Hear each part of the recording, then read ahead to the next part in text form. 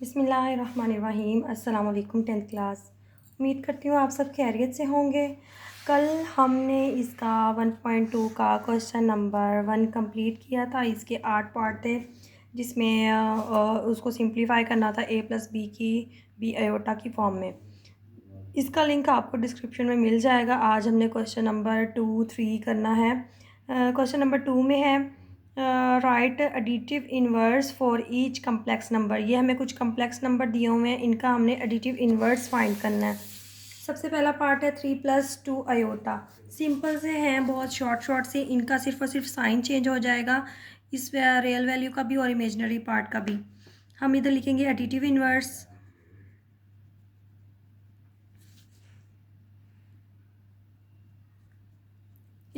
Is equal, इसका sign कोई भी नहीं है, मतलब कि उसका साथ उसका साइन प्लस होगा, तो इसके प्लस है और चेंज होकर -3 हो जाएगा, और इसके साथ प्लस है तो ये चेंज होकर -2 आयोटा हो जाएगा।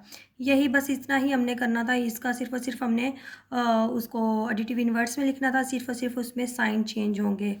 अब इसका सेकंड पार्ट है, इसका एडिटिव इन्वर्स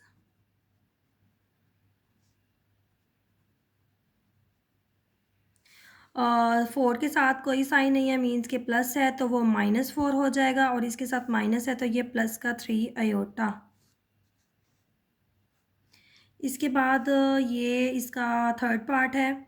इसमें एडिटिव इन्वर्स इसका होगा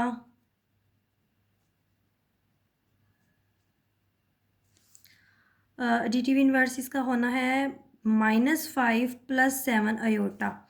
ये माइनस हो जाएगा और ये प्लस हो जाएगा, और इसका फोर्थ पार्ट में इसका ये माइनस है, इसका साइन, तो ये चेंज होकर प्लस में प्लस आ जाएगा।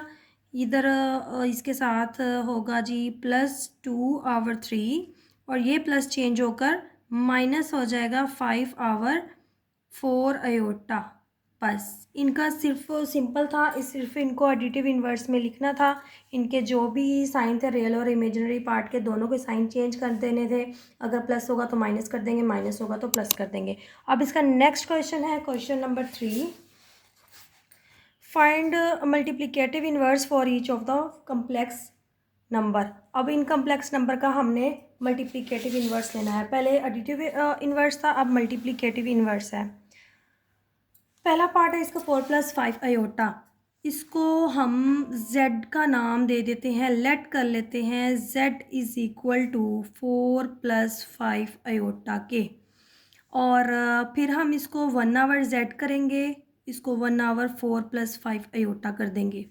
और अब हमने इसका कॉन्जुगेट लेकर, इसके डिनोमिनेटर का कॉन्जुगेट लेकर मल्टीप्लाई और डिवाइड करना है, जैसे कि हमने पिछले उसमें भी किया था, पिछले क्वेश्चंस में भी किया है, डिवाइड वाले में।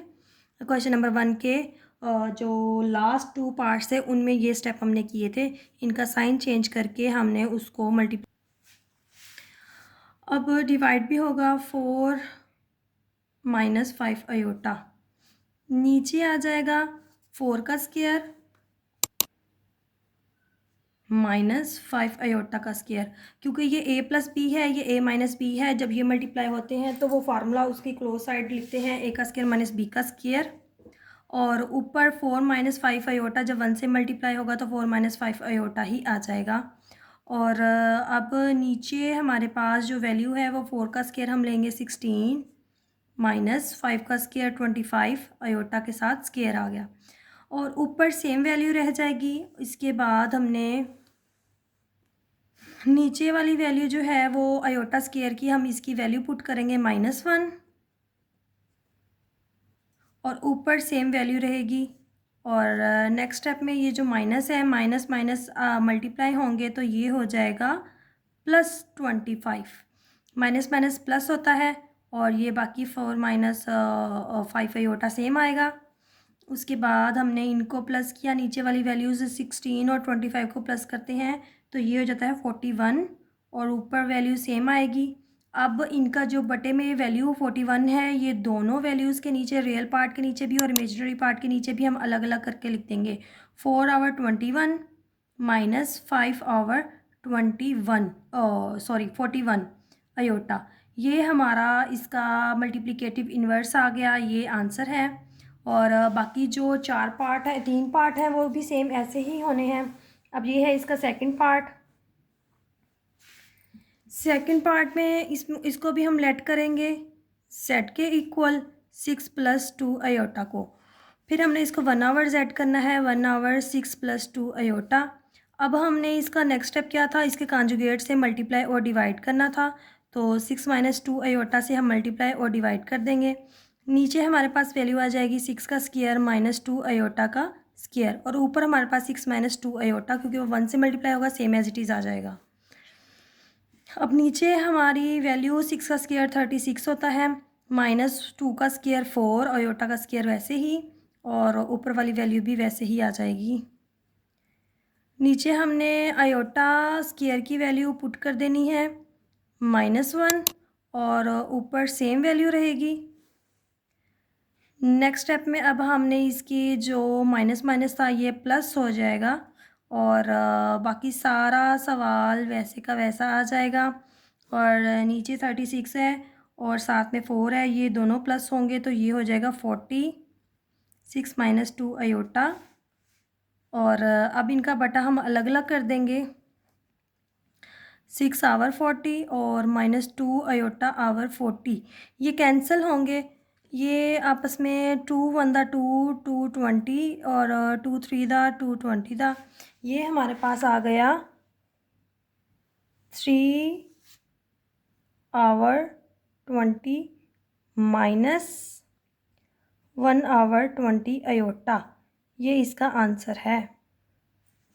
अब है इसका थर्ड पार्ट 7 - 3 अयोटा। इसको भी हमने उन्हीं की पिछले पार्ट्स की तरह करना है। इसको जेड के इक्वल ले लेंगे हम 7 - 3 अयोटा, फिर 1 आवर जेड करेंगे 1 आवर 7 - 3 अयोटा। अब इसके कॉन्जुगेट से मल्टीप्लाई और डिवाइड कर देंगे। अब नीचे वही फार्मूला बन जाएगा 7 का स्क्वायर -3 अयोटा का स्क्वायर, और ऊपर सेम वैल्यू आ जाएगी। और अब इसका नेक्स्ट स्टेप में नीचे हम 7 का स्क्वायर ले लेंगे, 7 7 दा 49, और -3 का स्क्वायर 9 हो जाएगा, अयोटा का स्क्वायर वैसे ही आ जाएगा ऊपर, और 7 + 3 अयोटा। अब इसका 49 और -9, इसकी वैल्यू -1 हमने पुट कर दी, 7 + 3 अयोटा। अब 7 + 3 अयोटा सेम वैसे ही, और नीचे जो है 49 + 9 हो जाएगा, क्योंकि ये माइनस माइनस प्लस हो जाना है। और अब इसका नीचे हम 49 और 9 को प्लस करते हैं, 58 हो जाएगा। अब बटा हम अलग अलग कर देंगे, 7 आवर 58 + 3 आवर 58 अयोटा, ये इसका आंसर है। अब है इसका लास्ट पार्ट, इसी क्वेश्चन का लास्ट पार्ट है √5 - 4 अयोटा। इसको हम z के इक्वल करेंगे, लेट करेंगे z = √5 - 4 अयोटा। अब 1 आवर z करेंगे, 1 आवर √5 - 4 अयोटा। अब हमने इसके कॉन्जुगेट से मल्टीप्लाई और डिवाइड करना है।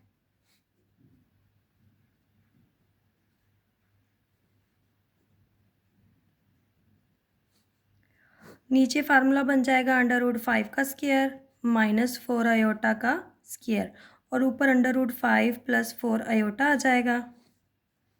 नीचे जो है ये स्क्वायर रूट से कैंसिल होगा, 5 - 4 का स्क्वायर 16 अयोटा का स्क्वायर, √5 + 4 अयोटा।